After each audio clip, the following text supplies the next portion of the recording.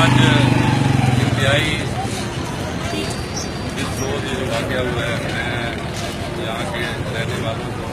برابر میں پاکستان تحریک انصاف اور ہم سب لوگ میں برابر کی شریک ہیں، اور میں ہماری لیڈرشپ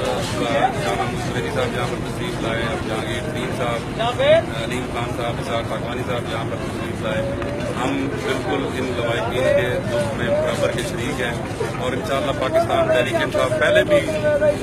ان محروم لوگوں کی، محروم طبقے کی جنگ لڑ رہی ہے، اور انشاءاللہ آگے بھی لڑتی رہے گی۔ عمران خان صاحب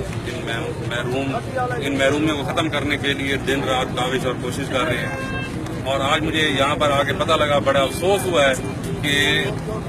سی ایم صاحب یہاں پر تشریف لائے ہیں اور یہاں پر فضائی دورہ کر کے چلے گئے، اور اب میں اس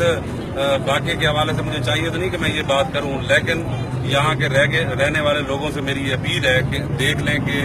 تحریک انصاف کے لیڈران جو ہیں وہ کس طرح آپ لوگوں کے غم اور دکھ میں کس طرح برابر کے شریک ہیں، اور یہ جو ہمارے حکمران ہیں یہ فضائی دورے کر کے یہاں سے واپس چلے گئے۔ تو انشاءاللہ پاکستان تحریک انصاف